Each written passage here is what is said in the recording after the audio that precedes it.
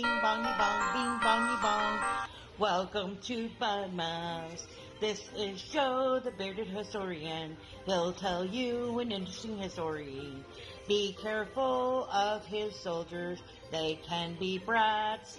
This is Angel, she's an entity. She'll cause chaos and plant her hands at you. This is Sue, she likes spirits, not the alcohol. She's the reason this channel exists. This is David, he likes fire trucks. He's here occasionally. Bing bongy bong, bing bongy bong, bing bongy bong. We preserve his story. Welcome to the end of 25. On the very last race, we're going to do some duckos. And we're going to do a Wayback Wednesday on the Postal Service. And then the first video of 25 will be our year in review. It's almost ready, and then shout out to next week. So hang on to all that. Are you ready? Here we go. Shout out time. Here's a shout out just for you. You support me, so I support you. This shout out is for our friends. Let's see who it is today.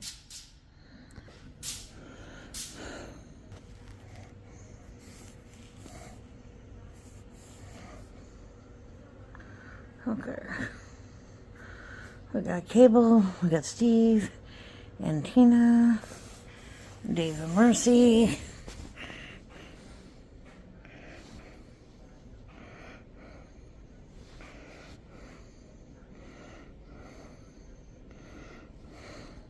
Adventure, Northern Woman, Bob, there's Sunrise.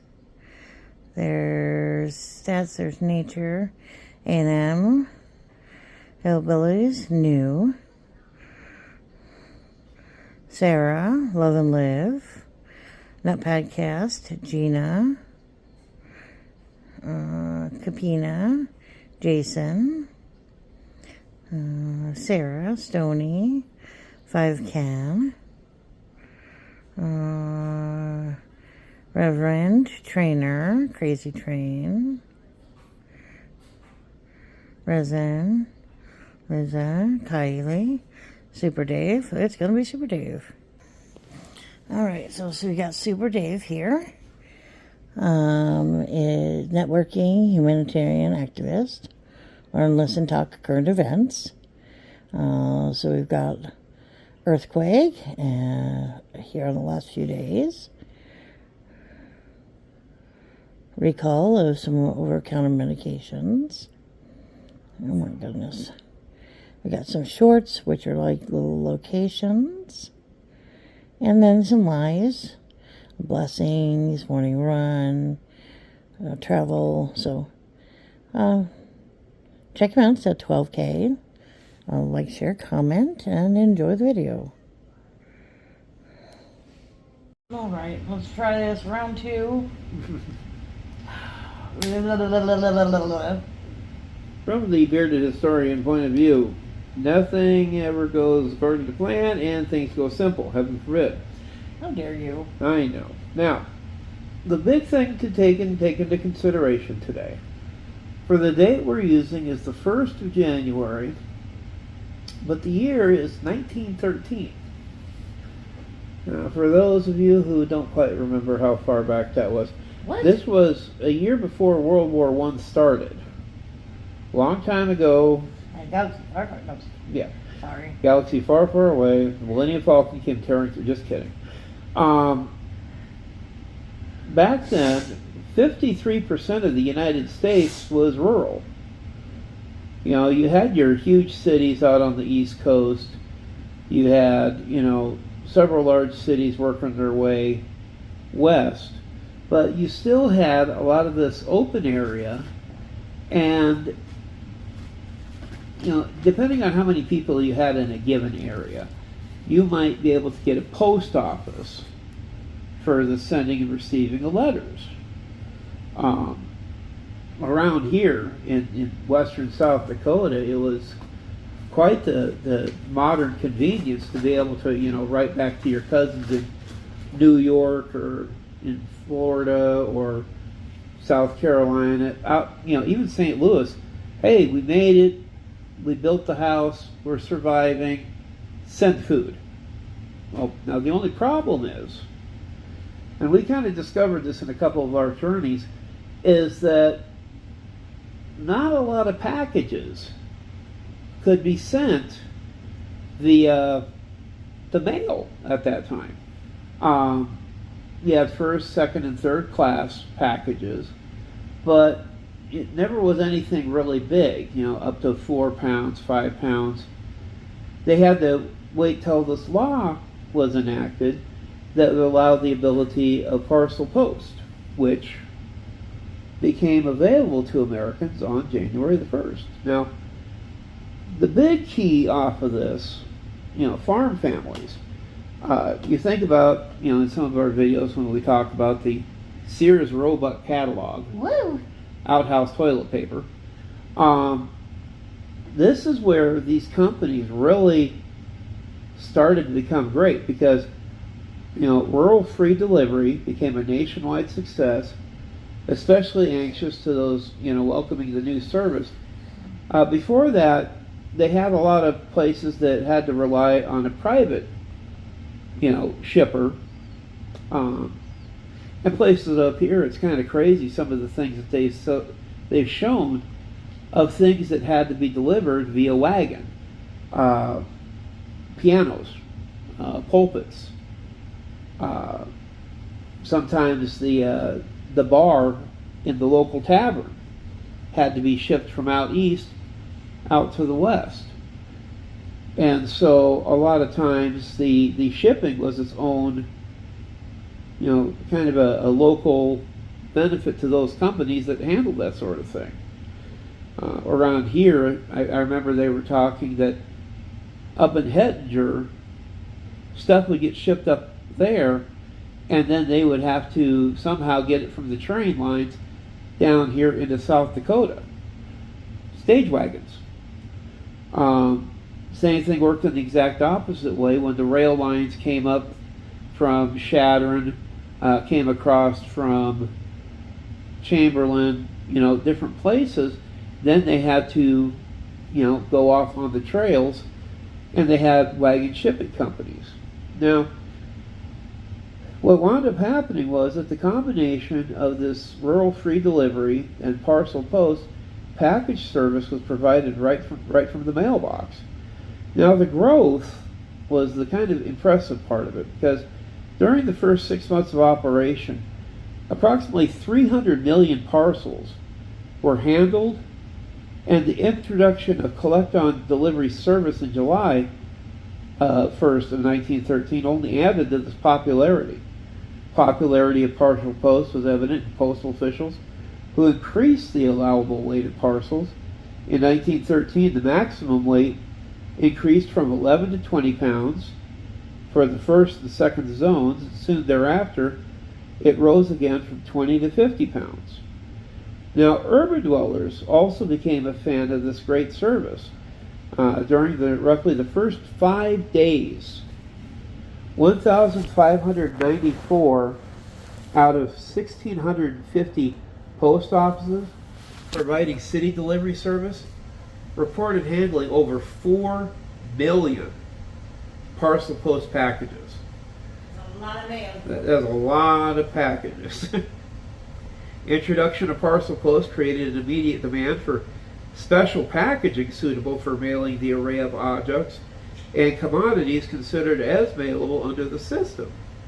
Box manufacturers had to produce a diversity of boxes capable of shipping such commodities, things like eggs, butter, celery.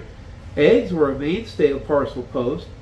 Interestingly enough, 6 eggs were the first objects sent by the parcel post from St. Louis, mailed to Edwardsville in Illinois from the main city post office at 12:05 a.m. The eggs would actually come back to St. Louis in the form of a freshly baked cake, which was delivered at 7 p.m. I know that's kind of funny. Yeah. Now, You should be back again. exactly. Merry Christmas. One of the more interesting items that would raise a few eyebrows the largest object ever moved through the parcel post system was a bank. Anything? Yeah. Now, granted, not all at once, but practically, brick by brick. Now, W.H. Colthart, in charge of building the Bank of Vernal, Utah, was confronted with the task of getting bricks for the bank, so he turned to the parcel post service. The bricks which Colthart wanted were produced by the Salt Lake Pressed Brick Company, located 127 miles from Vernal.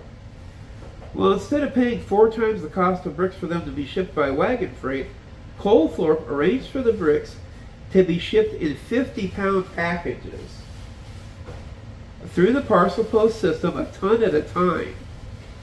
The Salt Lake City and Vernal postmasters, as well as the Utah Railroad, all responsible for hauling the bricks, became frantic as tons of bricks piled up. Memos flew between the postmasters and finally to the Postmaster General Burleson.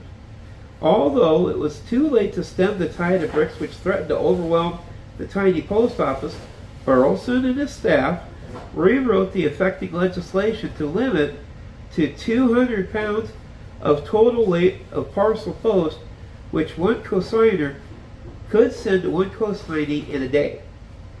In a letter announcing the amendment to the legislation, he noted that it is not the intent of the United States Postal Service that buildings be shipped through the mail.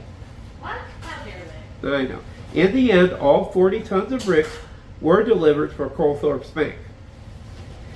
Now, under the files of odd, let's think about odd things that get shipped. Okay, and they mentioned a few of these in a couple articles we read. Chickens, again, eggs, baby alligators. I still lose some colors. Snap, snap, snap. But the strangest one that they have on record, one of them, from Grangeville to Lewiston, Idaho, was a 48.5-pound package on February 19, 1914. The name on the package was May Purestorff, and she was 3 months short of 6 years old. Her parents decided to send their daughter for a visit to her grandparents, but were reluctant to pay the train fare. That's fair. Yeah. Noticing that there were no provisions in parcel post regulations specifically concerning sending a person through the mail, they decided to mail their daughter. Why not? The postage, 53 cents a parcel, was attached to May's coat, and this little girl traveled the entire distance to Lewiston in her train's mail compartment and was delivered to her grandmother's home by the mail clerk on duty, Leonard Mochel. Now, one of the other interesting little articles I remember reading about this, there was a couple cases of other people tried to mail their kids. Right? Why not? Let's mail our children. And sometimes, you know, if you know the mail delivery person, they have no problem with it. You know, there was one case I remember they had said that a person went from Florida to North Carolina. It was like 174 miles. Sounds great. And I'm like, that's a heck of a stretch to be, you know, a person. Now, It depends upon how you're traveling. yeah. And also, you know, the age of the person, because I remember there was one case where it was a less than a year old baby, but apparently the postal person was thrilled with the idea. He had company with him. Right. But it started to go a little off the rails. How dare they? They had one case, I remember, they mentioned one of the postmasters actually confronted the guy and said, do you think there's anything weird with this? No. That you're sending a living person? No.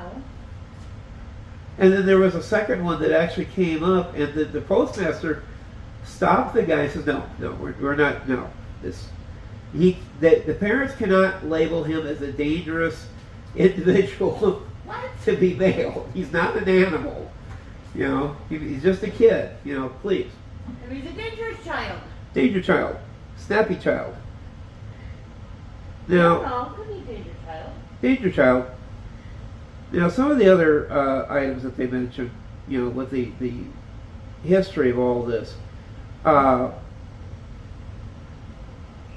of the more interesting, call it a drag race, at the stroke of midnight, January 1st, Edward M. Morgan in the New York City and Postmaster General Hitchcock dropped packages addressed to each other into the mail, racing to be the first to use the service. They were not alone looking to create firsts out of the new service. These cups were the first objects officially mailed under the new service. Okay. Continue. Okay. And again, not alone to create firsts. The cups were the first objects officially mailed under the new service, but the first package that was delivered was 11 pounds of apples sent to the New Jersey governor, a fellow that we know, Woodrow Wilson. Oh. Now, his club at Princeton deposited the apples in a local post office precisely at 12:01 a.m. By pre-arrangement, the carrier assigned to normally deliver the governor's mail, David Grantham, retrieved the parcel before canceling ink was dry and set off, driving furiously down the muddy street to the president-elect's home. He delivered the apples to the waiting Wilson at 12:04 a.m. 3 minutes. Damn, the Postal Service was just that fast. No kidding. Or even half that fast. Yeah. Wilson met him at the door, signed for the package, and presented the carrier with the pencil. Now, Parcel Post, again, as I mentioned, began on the 1st, instant success. First 5 days, over 4 million Parcel Post packages. The effect on the national economy was electric. Marketing through Parcel Post gave rise to great mail order businesses. A couple of them we know about. Montgomery Ward was huge, and this just helped them. Sears and Roebuck, this kind of became their calling card. Right. The catalog industry bloomed because of it. Catalogs. Special packaging, suitable sizes, weights. Some of us that love some of the humor. What's a girth measurement, Nobody knows what a girth is. Oh, it's... I don't even think the Postal Service knows what a girth is. No, I think they got girthed out of it. Now, the one thing, again, that they're mentioning when people tried to mail children. Children. Bye-bye, children. An Ohio couple took advantage of the U.S. Postal Service's new parcel service to make a very special delivery. Their infant son. The Beegs, these strange people, paid 15 cents in stamps and an unknown amount to insure him for $50, then handed him over to the mailman, who dropped him off at his grandmother's house about a mile away. Not bad. Not bad. But you imagine just paying the mailman to take your child? Please take my child. Open up the door, hand him out. Here you go. And see how that would be a little awkward unless you know the guy. And again, a mile, that's not that far away either. No, it'd be a little further to get to your mom and dad's, but I think we should just put David into a box and we'll send him to Grandma and Grandpa. That, I don't think he'd make the weight. Probably not. Probably not. Well, regulations about what you could and couldn't send through the mail were vague when post offices began accepting parcels over 4 pounds on January 1st. People immediately started testing the limits, sending eggs, bricks, snakes, and other unusual packages. Do you want to check the box for snakes? No. No. So people were allowed to mail the children. Well, technically, again, no postal regulation against it. In those first few years, it was a bit of a mess. You had different towns getting away with different things depending on how the postmaster read those regulations. Now, interestingly enough, this one head curator at the History of the National Postal Museum found 7 instances of people mailing children between 1913 and 1915. That's fun. Now, it wasn't common, but, yet for long distances, it would have been cheaper to buy the stamps to send a kid by railway mail than to buy a ticket on a passenger train. Right. In addition to people mailing their children, weren't handing them over to a stranger in rural areas. Many families knew their mailman quite well. And of course, the thing, depending on, the jokes that would come out of it, Or we're just going to throw this kid wearing a diaper in a bag of mail? Probably not. What's this brown stuff on my letter? Don't ask. It's chocolate. Yeah, chocolate. Yeah. And now the first case that they have mentioned besides the baby was the May Pierstoff. Parents sent her to her grandparents' house 73 miles away in February of 1914. A postal worker who took her by the railway mail was a relative. So that, you Does can that count? The government pays them, but it's still I feel like that form shouldn't of count. daycare. Yeah. Now, after Postmaster General Albert Burleson heard about this incident, What? as well as another inquiry somebody had made a month before about mailing children, he officially banned postal workers from accepting humans as mail. Aw. Now, still, the new regulation didn't immediately stop people from sending their kids. A year later, a woman mailed her 6-year-old daughter from her home in Florida to her father's home in Virginia. 720 miles. That is so long. Oh my I hope the lord. train had food. Yeah. Longest postal trip of any of the children Pope had identified cost 15 cents. Oh my goodness. I'm going to go on a train trip for I'm going to go 15 train cents. trip. Yeah, that's a heck of a bargain. In late of August 15, 3-year-old Maud Smith made what appears to be the last journey of a child by the U.S. Post when her grandparents mailed her 40 miles through Kentucky to visit her sick mother. Oh. Now, after the story made the news, Superintendent John Clark of the Cincinnati Division of the Railway Mail Service investigated, questioning why the postmaster in Caney, Kentucky, had allowed a child on a mail train when that was explicitly against regulations.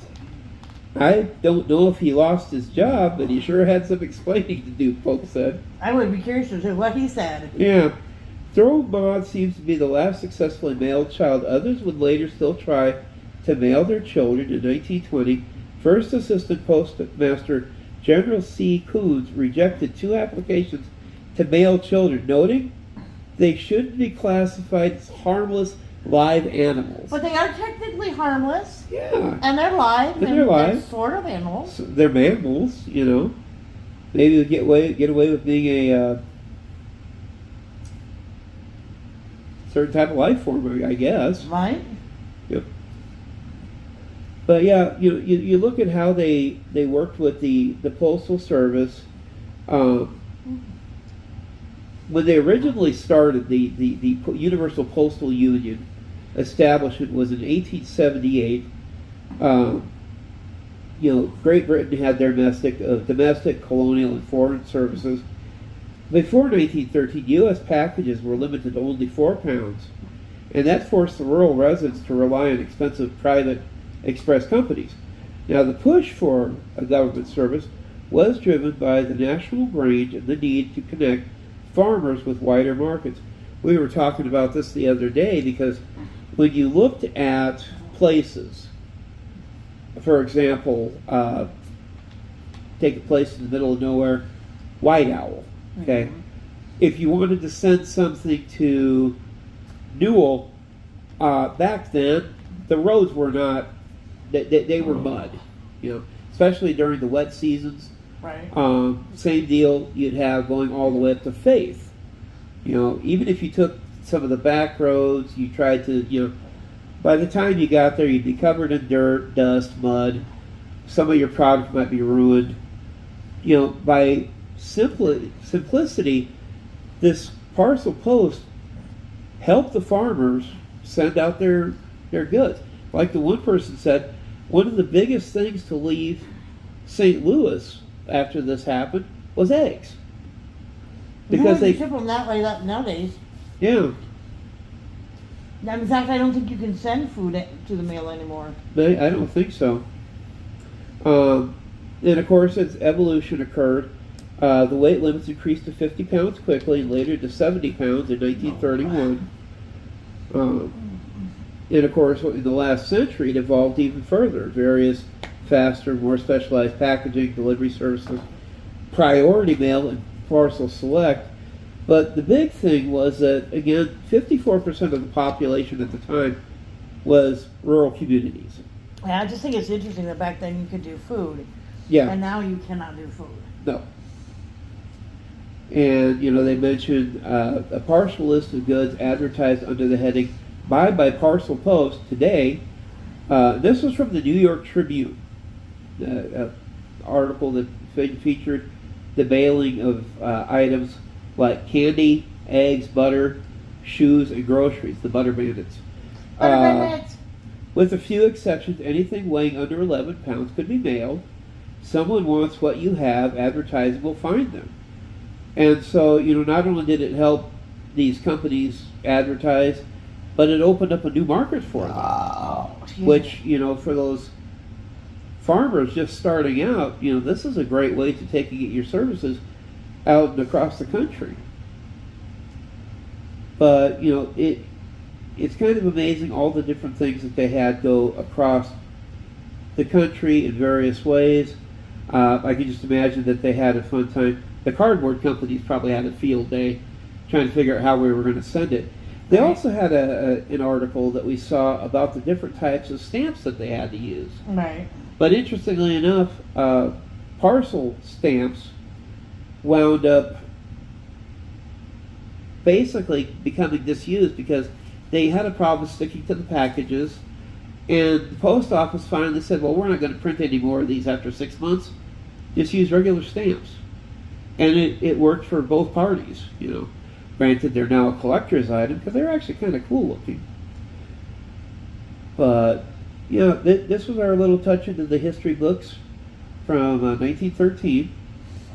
And please don't try to send your kids via the mail. It just seems like it'd be very messy. Ship all the children! Whee! You know, Mom, Dad, you're going on vacation. No! But, Bearded Historian for the end of the year and beginning of the new year. Folks, have a good one. We'll talk to you soon. See you in 26.